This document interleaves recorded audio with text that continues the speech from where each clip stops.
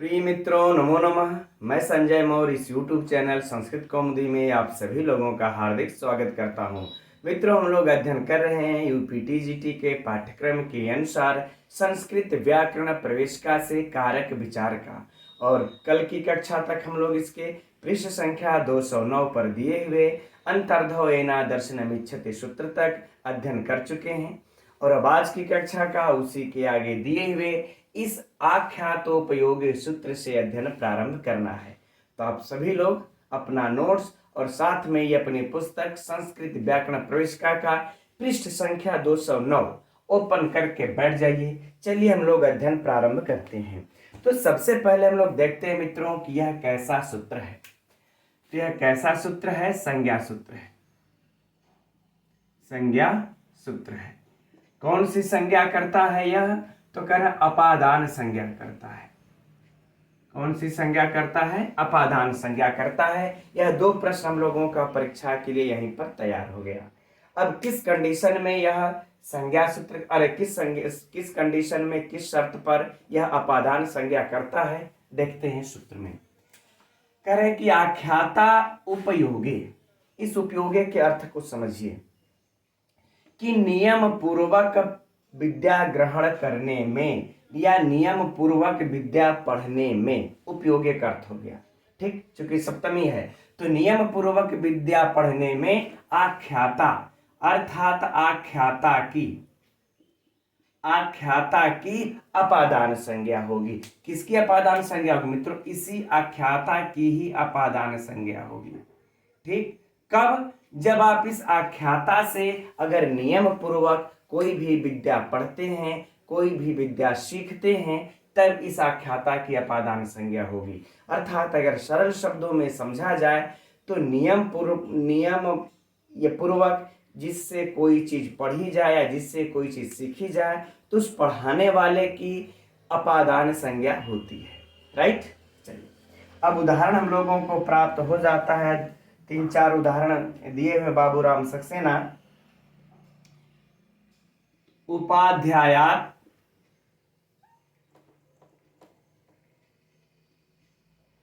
है ना, उपाध्यायाद अधीते, यही है, उपाध्यायात अधीते। अलग अलग लिख लेते हैं, समझने में सरलता होगी। कह रहे उपाध्याय से पढ़ता है, हिंदी भी ये दिया हुआ है, लिखने के यहाँ पर कोई विशिष्ट आवश्यकता नहीं है। यानी कि उपाध्याय से पढ़ता है, तो उपाध्याय से पढ़ता है तो जैसे आप लोग पढ़ रहे हैं यहाँ से, तो नियम पूर्वक पढ़ रहे हैं, हम नियम पूर्वक हम पढ़ा रहे हैं। तो यहाँ पर उसी प्रकार से उपाध्याय से कोई चीजें पढ़ रहा है तो प्रतिदिन पढ़ता होगा, नियम से पढ़ता होगा, सुबह शाम जो भी उसका नियम होगा। इसलिए इस उपाध्याय की कौन सी संज्ञा हो जाएगी? अपादान संज्ञा। अपादान संज्ञा हो जाएगी इसकी। ठीक, किस सूत्र से अपादान संज्ञा हो जाएगी? तो इसी आख्यातोपयोगी से अपादान संज्ञा, है ना। और जैसे ही इससे इसकी अपादान संज्ञा होगी, वैसे ही पंचमी विभक्ति आकर के कह देगा कि जहां जहां आप अपादान कीजिएगा वहां वहां हम पंचमी विभक्ति का विधान हम करेंगे। तो यहाँ किससे हो जाएगी? पंचमी विभक्ति, अपादाने पंचमी से।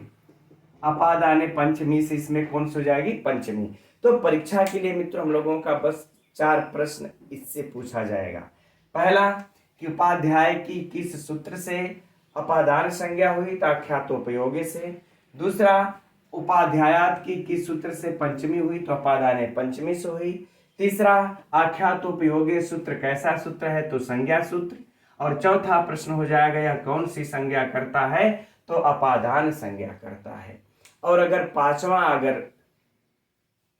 पढ़ा जाए तो इस प्रकार से हो जाएगा सूत्र का अर्थ कि जिससे नियम पूर्वक विद्या पढ़ी जाए उसकी कौन सी संज्ञा होती है ना। जिससे नियम पूर्वक विद्या पढ़ी जाए उसकी कौन सी संज्ञा होती है मित्रों? तो अपादान संज्ञा होती है। अब इससे बाहर अगला प्रश्न नहीं आएगा। अब यही सारे प्रश्न आगे वाले उदाहरण में भी हम लोगों को बन जाएंगे परीक्षा के लिए। अब अगला उदाहरण क्या है मित्रों कि कौशिकाद विदित शापया, है ना, कौशिकाद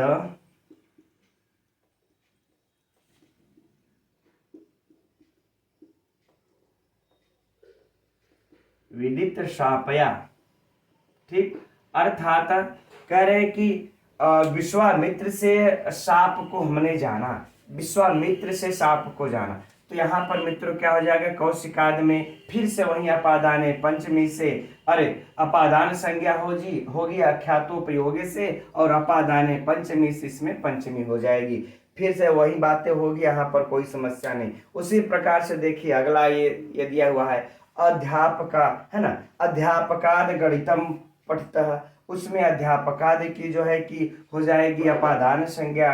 अब फिर उसके आगे देखिए ये दिया हुआ है उत्तर रामचरितम से एक उदाहरण है कि तेभ्यो अधिगंतुम, है ना, ये वाले उदाहरण में जो तेभ्यो शब्द है ना, कि अर्थात उन लोगों से वेद इसको पढ़ने के लिए, है ना, उन लोगों से वेदांत पढ़ने के लिए वाल्मीकि के यहाँ से मैं चली आई, तो यहां से इस स्थान पर ये चली आई हूं। तो कह रहे हैं कि तेभ्यो, जो तेभ्यो है उसी की अपादान संज्ञा हुई है, और बाकी उसी से अपादान पंचमी से पंचमी हुई है, बाकी सारे प्रश्न वही हो जाएंगे। तो उसको वहां पर पुस्तक में अंडरलाइन कर लीजिएगा। ठीक, अब आगे देखिए कि नियम पूर्वक न पढ़ने पर तब कौन सी होगी, है ना। यहाँ पर प्रश्न उठता है कि यहाँ पर कहे हैं उपयोगी, यह उपयोगी नहीं कहते तब क्या हो जाता। तो कह रहे उपयोगी जब नहीं कहते तब सुनिए इसका उसका रिएक्शन। तो कह रहे नटस्य गाथा श्रीणोति, नट की गाथा सुनता है। यहां पर क्या हो जाएगा मित्रों, नट की गाथा सुनता है, नट की गाथा सुनता है ना। अब देखिए नट की गाथा सुनता है, मन किया, मान लेते हैं कहीं नट का मंचन चल रहा है एक हफ्ते तक, मन किया आज गए, मन किया कल नहीं गए, मन किया परसों गए, फिर उसके बाद नहीं हम गए गाथा उसके सुनने हमारी इच्छा पर, वो वहां पर कोई नियम नहीं है। तो कह रहे जो उपयोगी नहीं कहते कि नियम पूर्वक विद्या पढ़नी जाए तभी उसके अपादान संज्ञा होगी जिससे, तो यहाँ पर नटस्य यानी नट की भी अपादान संज्ञा हो जाती, जबकि यहाँ पर कोई नियम नहीं चल रहा है ना। तो अगर ये नहीं कहते उपयोगे तो यहाँ पर यह ऐसा कोई नियम ही नहीं है, इसके कारण से इस नटस्य की भी अपादान संज्ञा हो जाती, इसलिए न हो, इन्होंने कह दिया कि उपयोगी। अब इसके कारण से यहाँ पर कौन सी विभक्ति हो गई, संबंध मात्र में षष्ठी। कौन सी विभक्ति हो जाएगी तब, नटस्य यानी कि नट की गाथा सुनता है, तो संबंध मात्र में हो जाएगी यहाँ पर षष्ठी। ठीक, तो अगर यह उदाहरण दे करके पूछ दे कि इसमें कौन सी विभक्ति है तो षष्ठी है, या फिर क्यों नहीं हुई, तो उपयोगी इसमें कहीं हम लोगों को दिखाई नहीं पड़ रहा है। आगे बातें समझ में। अब इससे बाहर मित्रों इस सूत्र से कोई भी प्रश्न परीक्षा के लिए नहीं बनता। चलिए अब हम लोग आगे बढ़ते हैं अगले सूत्र की तरफ। तो अब अगला सूत्र है जनिकर्तुः प्रकृति। यह सूत्र मित्रों बहुत ही महत्वपूर्ण है, और इसके आगे जो सूत्र हम लोगों को दिया हुआ है भुवः प्रभवश्च, यह दोनों सूत्र हम समझते हैं कि हर किसी को कंफ्यूज करता है। तो आज हम लोग इन दोनों को अध्ययन करके एकदम स्पष्ट कर लेंगे कि क्या इन दोनों में अंतर है। ठीक, ये हो सकता है अच्छा आप लोगों की पुस्तक में इसमें जनकर्तु लिखा होगा, तो इसको जनिकर्तु ही ये कर लीजिएगा, यही शुद्ध होगा, है ना। अब देखते हैं तो सबसे पहले कि यह कैसा सूत्र है, तो संज्ञा सूत्र है, और कौन सी संज्ञा करता है, तो अपादान संज्ञा करता है। ठीक, अपादान संज्ञा करता है। ये हम लोगों का दो प्रश्न तैयार हो गया, किस कंडीशन में अपादान संज्ञा करता है, तो देखते हैं। कह रहे हैं कि जन यानी कि जन धातु के, जन का अर्थ होता है मित्रों जो ये धातु है इसका अर्थ होता है जन्म या उत्पत्ति, जन्म या उत्पत्ति। तो कह रहे हैं कि जन धातु के कर्ता के प्रकृति अर्थात कारण, प्रकृति अर्थात कारण, तो जन धातु के कर्ता के कारण की अपादान संज्ञा हो एकदम। यहां पर चाहेंगे तो ये जन भी लिख सकते हैं और जनी भी, चूंकि इकार का एक संज्ञक होकर के तब जन बचता है, कोई बात नहीं। तो जन के कर्ता की, जन धातु के कर्ता के कारण की, अब आ गई ना, कारण की अपादान संज्ञा होती है। बात स्पष्ट हो गई कि जन धातु के कर्ता के कारण की अपादान संज्ञा होती है। लेकिन हम लोग दो बातें यहां पर बहुत अच्छी तरह से स्पष्ट समझ लें कि जन का, अरे जन का अर्थ होता है, जन का क्या, उत्पत्ति या फिर जन्म कह लें, उत्पत्ति या फिर जन्म कह लें, ये बातें नोट कर लेनी है। और कारण का जो अर्थ होगा मित्रों, यहां पर होता है कि आदि कारण या मूल कारण। यह दोनों बातें हम लोगों को एकदम दिमाग में एकदम रख लेनी है। आदि कारण कह लें या चाहे मूल कारण कह लें, ठीक है, ये दोनों बातें जब तक से दिमाग में नहीं रखेंगे तब तक से हम लोग भूः प्रभवश्च और इन दोनों में अंतर नहीं कर पाएंगे, है ना। तो इन दोनों कंडीशनों में इस आदि कारण अर्थात मूल कारण की अपादान संज्ञा होती है। फाइनल।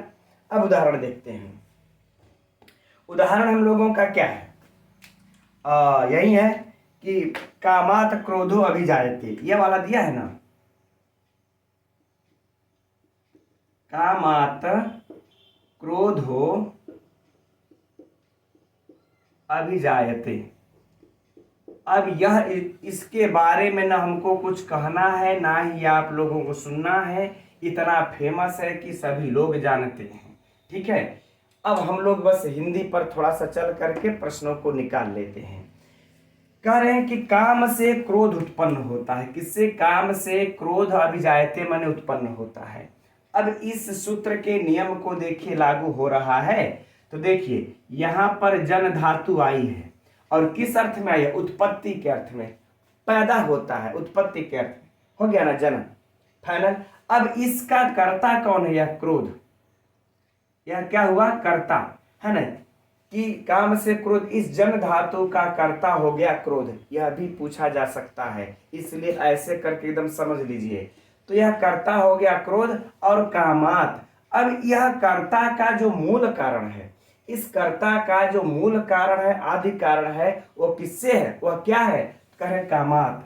तो यह क्या हो गया हमारी, इसी के क्या हो जाए, यह आदि कारण हो गया, या यूं कह लें कि यह प्रकृति हो गया, यह क्या हो गई, प्रकृति। क्योंकि कर्ता का जो क्रोध है, जो कर्ता क्रोध है, इस क्रोध का मूल कारण क्या है उत्पत्ति का, तो कहे कि यह काम है ना। इस कामात की मित्रों क्या हो जाएगी, अपादान संज्ञा। कौन सी संज्ञा, अपादान संज्ञा, ठीक। और किस सूत्र से अपादान संज्ञा हो जाएगी, तो कह रहे हैं कि इसी जन कर्तु प्रकृति से। और यह प्रश्न मित्रों परीक्षा में पूछा जा चुका है, हमको कहने सुनने की आवश्यकता यहाँ पर नहीं है। अब इसके बाद इसमें कौन सी हो जाएगी, पंचमी, किससे हो जाएगी, तो कह रहे हैं कि अपादाने पंचमी से, अपादाने पंचमी से इसमें पंचमी विभक्ति हो जाएगी, कोई समस्या नहीं।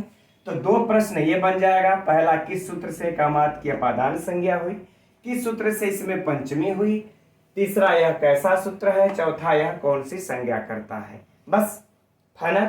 चलिए जन धातु के, अब अगला प्रश्न सुनिए, जन धातु के कर्ता के किसकी जो है कि अपादान संज्ञा होती है, तो आप लोग एकदम लिख लीजिएगा कि प्रकृति की अपादान संज्ञा होती है। अब इसी जगह मित्रों एक और फेमस उदाहरण भी है, उसको भी हम चाहेंगे कि एक बार यहाँ पर देख ले, क्योंकि जरूरी नहीं है कि इसी से उदाहरण देगा, कहीं से भी पूछ सकता है ना। ब्रह्मणः, ठीक है, ब्रह्मणः प्रजा प्रजायन्ते,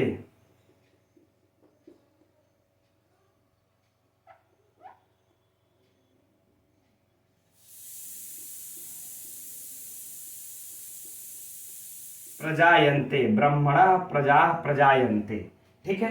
अब देखते हैं, देखिए यहां पर कर है कि ब्रह्मा से यानी ये प्रजा उत्पन्न होती है। यहां पर भी आप लोग सेम कंडीशन देख सकते हैं कि यहाँ पर जन धातु आई हुई है, कौन सी धातु, यहाँ पर जन धातु है, और जन धातु का कर्ता कौन है, यहाँ पर प्रजा है, और इसका मूल कारण आदि कारण कौन है, ब्रह्मा है।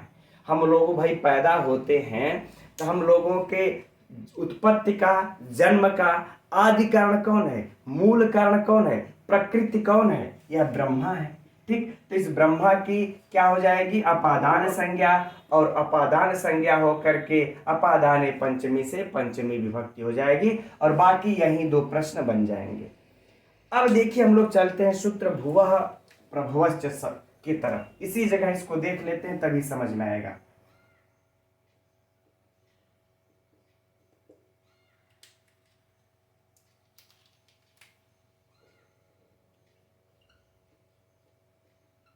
भुवः प्रभवश्च भर गया है बोर्ड, लेकिन कोई बात नहीं, हम लोग इसी में ही देखते हैं, नहीं देखेंगे इसमें तो समझ में नहीं आएगा। भुवः प्रभवश्च हो गया। अब देखिए तो सबसे पहले तो हम लोग यह भी देख लें कि यह सूत्र कैसा सूत्र है, संज्ञा सूत्र, चूंकि यह बहुत आवश्यक है हम लोगों के लिए, क्योंकि प्रायः 1-2 प्रश्न परीक्षा में तो रहेंगे ही रहेंगे कि यह कैसा सूत्र है, संज्ञा विधि इत्यादि। राइट। अब कौन सी संज्ञा करता है, देखिए यह भी अपादान संज्ञा कर रहा है, यह भी अपादान संज्ञा ही ये कर रहा है, लेकिन का ये बोल कर रहा है, कह रहा है कि भुवः प्रभवश्च। भुवः प्रभवश्च अर्थात कह रहे हैं कि भू धातु के, यह कह रहे हैं कि भू धातु के प्रभव की अपादान संज्ञा हो। एकदम मित्रों कुछ विशिष्ट दिमाग नहीं लगाना है, बस कह रहे भू धातु के, है ना, भू धातु के प्रभवश्च, च मने और, यानी कि प्रभव की भी अपादान संज्ञा हो, च। इसी तरीके से अनुवृत्ति हम लोग यहाँ पर इसकी हम लोग ये ले लेंगे कि भू धातु के प्रभव की भी अपादान संज्ञा हो। अब प्रभव और भू का भी अर्थ थोड़ा सा समझ लेंगे मित्रों तो समझ में आ जाएगा। अब भू धातु का अर्थ क्या होता है, होना। भू धातु का अर्थ क्या होता है, होना, है ना, होना, या फिर कह रहे कि उत्पन्न होना, भी इसका हम लोग अर्थ ये लगा सकते हैं, या फिर कह रहे प्रकट होना, प्रकट होना, उत्पन्न होना। और प्रभाव का अर्थ क्या हो जाएगा यहाँ पर, तो इस प्रभाव का अर्थ हो जाएगा हम लोगों का कि उत्पत्ति स्थान,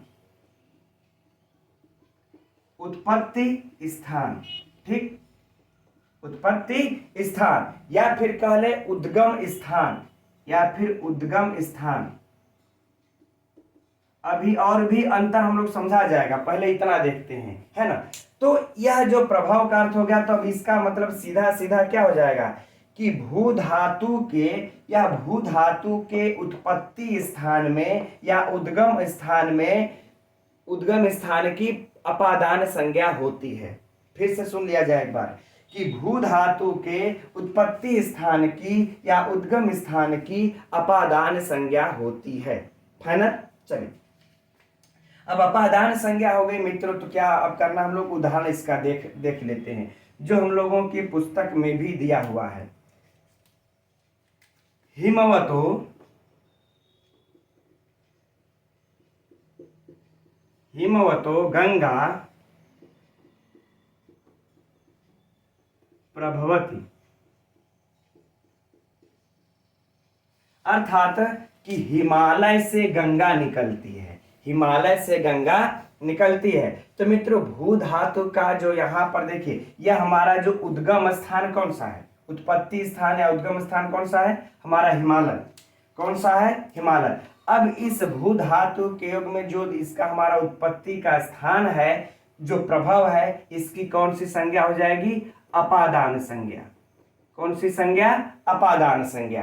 किस सूत्र से हो जाएगी यहाँ पर मित्रों, तो इससे हो जाएगी भुवः प्रभवश्च से, भुवः प्रभवः सूत्र से हो जाएगी। फिर अपादान पंचमी से इसमें पंचमी हो जाएगी। अब फिर बाकी इस सूत्र से मित्रों यही 4 प्रश्न हो जाएंगे। हिमवता में किस सूत्र से पंचमी हुई है, अरे किस सूत्र से अपादान संज्ञा हुई है, और किस सूत्र से इसमें पंचमी हुई है, यह 2 हो गया। बाकी इस सूत्र से प्रश्न हो जाएंगे, संज्ञा सूत्र है और अपादान संज्ञा होती है।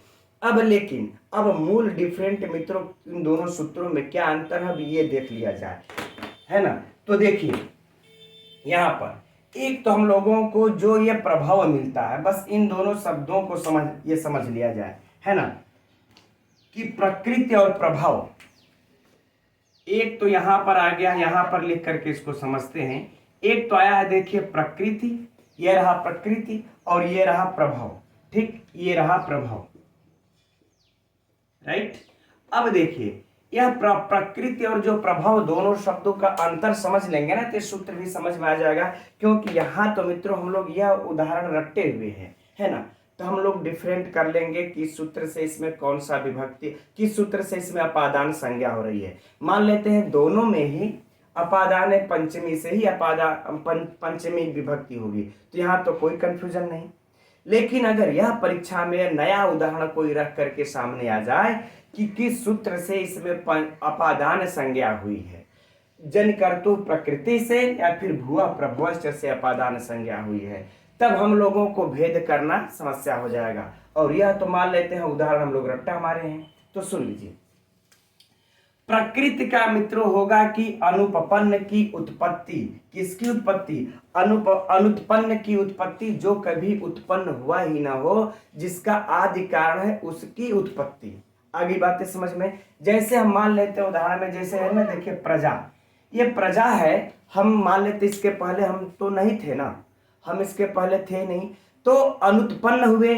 अब इस अनुत्पन्न की अगर उत्पत्ति की जाए, अनुत्पन्न की उत्पत्ति यदि की जाए, तब जो है कि वह मूल कारण कहा जाता है, तब वह प्रकृति होगी, और उसकी प्रकृति में मूल कारण में इस जनिकर्तु प्रकृति से जाकर के उसकी अपादान संज्ञा होगी।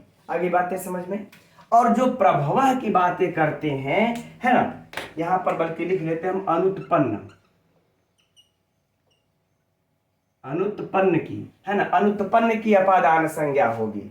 अब जो प्रभवा की यदि हम लोग बात यदि करते हैं, तो प्रभवा का मतलब होता है कि जो चीज पहले से ही विद्यमान है, जो चीज पहले से ही विद्यमान है, और यहां पर देखिए पहले से विद्यमान नहीं था, और यहां पर क्या है इस प्रभव वाले के अर्थ में कि जो चीज पहले से ही विद्यमान है उसका जो उत्पत्ति उद्गम स्थान है उसकी अपादान संज्ञा होगी। जैसे हम कहते हैं कि गंगा, गंगा हिमालय से निकलती है, तो बताइए गंगा पहले से विद्यमान है कि नहीं है? ऐसा थोड़ा है कि गंगा का कोई अस्तित्व ही नहीं है और हमारे कहने के बाद गंगा हिमालय से निकल रही है ना। गंगा का कुछ समय पहले ऐसा अस्तित्व तो है नहीं, गंगा तो अभी वर्तमान में है, इसका पहले से ही अस्तित्व है। तो जब पहले से ही अस्तित्व है इसका, तो हम कहेंगे किससे उत्पन्न होती है ना, किससे उत्पन्न हुई, अरे कहां से है इसका उद्गम स्थल है, तो हिमालय से है। तो मित्रों यह जो है कि विद्यमान के लिए है। जब विद्यमान का अगर पूछा जाए कि इसका उद्गम स्थल क्या है, तब उसके प्रभाव अर्थात उत्पत्ति स्थान की इस भुआ प्रभवश्च सूत्र से अपादान संज्ञा होगी। अब हम लोगों इसको कामात क्रोधो विजायते वाले में भी समझ लेते हैं, घटा लेते हैं। अब बताइए क्रोध हमारे अंदर है नहीं है, क्रोध हमारे अंदर है नहीं है, लेकिन जैसे ही अगर काम भावना जागृत होगी, हमारी कोई इच्छा जागृत होगी कि हमको भोजन मिल जाए, है ना, अगर हमारी हमको भोजन नहीं मिलता है तो क्या होगा समय से, तो हमारे अंदर क्रोध उत्पन्न हो जाएगा। जबकि पहले से क्रोध मेरे अंदर था नहीं था, तो क्रोध हमारा क्या हुआ, अनुत्पन्न हुआ। क्रोध हमारा क्या हुआ, अनुत्पन्न, अर्थात पहले से ऐसा कुछ भी क्रोध रोध मेरे अंदर नहीं था। लेकिन जैसे ही इच्छा हुई, तो इच्छा हमारी पूर्ण न होने पर, काम हमारा पूर्ण न होने पर हमारे अंदर क्रोध की उत्पत्ति हो गई। तो अनुत्पन्न की उत्पत्ति हुई, इसलिए जो है इस प्रकृति यानी जनिकर्तु प्रकृति सूत्र से उसकी जो है कि मूल प्रकारण जो होगा, आदि कारण होगा काम, उसकी इस सूत्र से अपादान संज्ञा हो जाएगी। लेकिन जो पहले से विद्यमान है ना, उसकी जो पहले से विद्यमान है उसकी जो है इस सूत्र से अपादान संज्ञा होगी। आगे बातें समझ में, जैसे कि गंगा है या फिर वृक्ष को हम कह लें, या फिर उस प्रकार से अन्य उदाहरण जो भी आएंगे आप लोग देख सकते हैं। तो हम समझते हैं मित्रों कि ये दोनों सूत्र आज आप लोगों को ऐसे हो गया होगा स्पष्ट, पहले से आप लोग जानते होंगे, यदि नहीं होगा तो आज यह सूत्र आप लोगों को एकदम स्पष्ट हो गया होगा। चलिए अब हम लोग आगे बढ़ते हैं। तो अब आगे यह वार्तिक है मित्रों कि लेब लोपे कर्मण्यधिकरणे च, है ना, अर्थात कह रहे हैं कि यह लेप का लोप होने पर, किसका लोप होने पर, करें लेप प्रत्यायंत का लोप होने पर, अर्थात लेप का लोप होने पर, चलिए इतना लिख लेते हैं, लेप का लोप होने पर, अर्थात कहने का भाव यह है कि इसका प्रयोग न होने पर, लेप प्रत्यंत का लोप होने पर अर्थात लेप का प्रयोग न होने पर, कर्मणि और अधिकरणे, तो कह रहे उसके कर्म और अधिकरण दोनों में, इन दोनों की बातें कर रहे हैं। इस कर्म और अधिकरण दोनों में कह रहे हैं कि पंचमी विभक्ति हो, है ना। इन दोनों में कौन से हो, अपादान संज्ञा हो जाए अर्थात पंचमी विभक्ति हो, राइट। अब उदाहरण से देखते हैं, सब स्पष्ट हो जाएगा। उदाहरण में क्या हम लोगों का पहला उदाहरण क्या है, ससुरात जिह्येति, यही है, स्वसुरात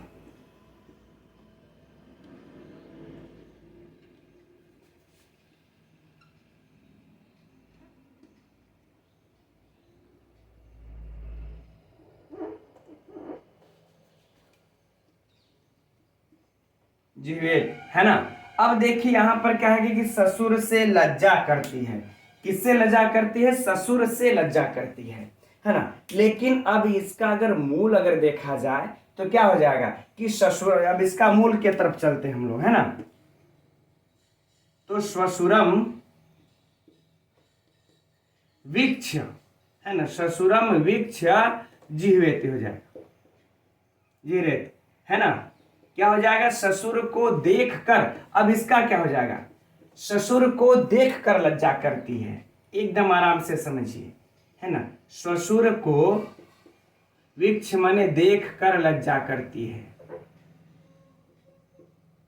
देखकर लज्जा करती है, ठीक। और यहां पर क्या हम लोगों का कि ससुर से लज्जा करती है, ससुर से लज्जा करती है, कोई वधू है और वह अपने ससुर से लज्जा करती है, ठीक। तो यहां पर देखिए ये जो लेप प्रत्यांत जो शब्द आया हुआ है विक्ष, है ना, कत्वालेप, जो ये विक्ष प्रत्यांत शब्द है और लेप प्रत्यांत शब्द जो है, यहां पर देखिए इसका लोप हो गया, इसका कहीं नजर आ रहा है, नहीं नजर आ रहा है। और यहां पर देखिए क्या है, ये कर्म है, यहां पर क्या था, ये कर्म है। तो हम लोग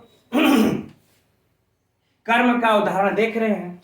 तो यहां पर जो इसका जो कर्म है, तो यही कर है कि इसके कर्म की जो है कि उसमें पंचमी विभक्ति हो। आगे बातें समझ में। तो यहां पर अब इस लेप प्रत्यांत का प्रयोग यहां पर तो है नहीं, क्या हो गया, लेप का लोप होने पर, लेप प्रत्यांत का लोप होने पर उसके कर्म में पंचमी। तो मित्रों यहां पर अब प्रश्न यह उठता है कि डायरेक्ट पंचमी होगी कि अपादान संज्ञा करके पंचमी होगी। तो मित्रों पहले इसकी यहां पर क्या होगी, अपादान संज्ञा होगी, क्या होगी, अपादान संज्ञा होगी। यह नोट कर लीजिएगा, पुस्तक में आप लोगों के बाबूराम सक्सेना में नहीं दिया है, जल्दी कहीं प्राप्त भी नहीं होता। अपादान संज्ञा होगी, किस सूत्र से अपादान संज्ञा हो जाएगी, तो लेब लोपे से, लेब लोपे इस वार्तिक से अपादान संज्ञा हो जाएगी।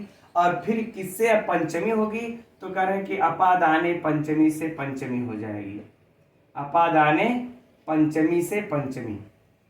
आगे बातें समझ में। तो दो चीजें हम लोगों को एकदम परीक्षा के लिए एकदम नोट कर लेना है कि स्वसुरात जिह्येति, यहां पर जिह्येति रहेगा, है ना, कि ससुरात जिह्येति, यहां पर किस सूत्र से ससुरात में अपादान संज्ञा हुई है, तो लेब लोपे कर्मण्यधिकरणे से अपादान संज्ञा हुई है, किससे पंचमी हुई है, तो अपादाने पंचमी से पंचमी हुई है ना। और नहीं तो अब अगर विक्ष है तो ससुरम विक्ष जो है, तब आपको द्वितीय लगाना पड़ेगा। यदि आप विक्ष का प्रयोग यहाँ पर करते हैं, लेप प्रत्यांत का लोप नहीं करते हैं, तब आपको यहाँ पर इस प्रकार से ससुरम विक्ष करना पड़ जाएगा, ठीक। आगे बात इसमें। अब चलते हैं आगे बढ़ते हैं। अगला उदाहरण क्या है कि आसनात प्रेक्षते,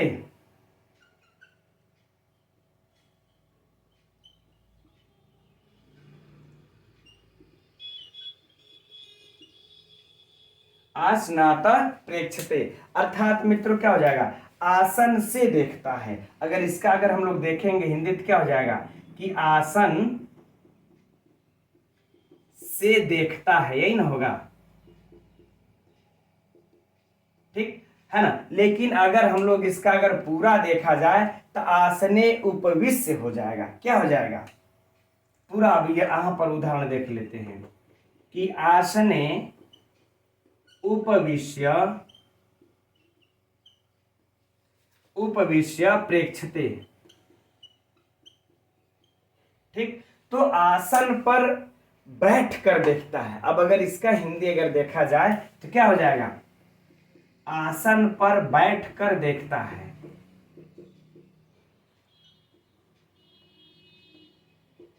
बैठ कर देखता है, एकदम सिंपल सा है मित्रों, है ना। अब जरा बताइए यहां पर क्या काम किए कि ये जो उपविश्य है ना। अब बताइए यहां पर कत्वा लेप का हम लोगों को प्रयोग दृष्टिगत है, यहाँ पर लेप प्रत्यांत है। अब हमने क्या किया, इस वाक्य में इसका लोप कर दिया। तो जब आप इसका लोप कर देंगे तो जो ये सप्तमी है ना आसने, तब आप इस सप्तमी को पंचमी करना पड़ जाएगा। क्या करना पड़ जाएगा? पंचमी, क्योंकि यह अधिकरण है और हमारा सूत्र कहता है यह वार्तिक कि लेप का लोप होने पर कर्म और अधिकरण दोनों में पंचमी विभक्ति होनी चाहिए। भाई सीधी सी बात है। तो बातें समझ में आ गई कि अगर इस उपविश्य अर्थात लेप प्रत्यांत का हम जब लोप कर, अच्छा वाक्य भी बोलने में देखिए ना हिंदी में कैसे लग रहा है कि आसन पर बैठकर देखता है। तो जब आसन पर बैठकर देखेगा, स्वसुर को देख करके लज्जा अगर करती है तो स्वसुर को है, यहाँ पर है, तो मित्रों हम लोगों को यहाँ पर कर्म करना पड़ेगा और यहाँ पर सप्तमी अधिकरण करनी पड़ेगी। और इसी को जब हम वाक्य को जब बदल दे रहे हैं कि आसन से देखता है और ससुर से लज्जा करती है ना, आसन से देखता है और ससुर से लज्जा करती है, तब बताइए पर और को कहाँ है? गायब हो गया है। तो जब पर और को गायब हो जाएगा, इस लेप प्रत्यांत को हम हटा देंगे, जब यह गायब हो जाएगा तब फिर हमको उसमें क्या करना पड़ जाएगा? अपादान संज्ञा करके उसमें पंचमी करनी पड़ जाएगी। एकदम सिंपल सी बात है। ठीक, तो यहां पर भी मित्रों आसनात में क्या हो जाएगा? अपादान संज्ञा। अपादान संज्ञा किस सूत्र से अपादान संज्ञा? तो इस वार्तिक से, है ना, लेबलोपे से। लेबलोपे से इसका क्या हो जाएगा? अपादान संज्ञा, और अपादाने पंचमी से इसमें पंचमी विभक्ति। अपादाने पंचमी से पंचमी विभक्ति। ठीक, अब इसके बाद मित्रों इसमें से कोई आप लोगों का अलग से कोई प्रश्न नहीं बनता। ठीक है, अब आगे मित्रों और भी है, वार्तिक है, धड़ाधड़ कुछ वार्तिक है। ठीक है, तो एक और वार्तिक है, उसके बाद पंचमी विभक्ति सूत्र आ जा रहा है। ठीक है, तो आज की कक्षा के लिए इतना ही रहने देते हैं। अब कल अध्ययन किया जाएगा इसके आगे। तब तक के लिए मित्रों नमो नमः।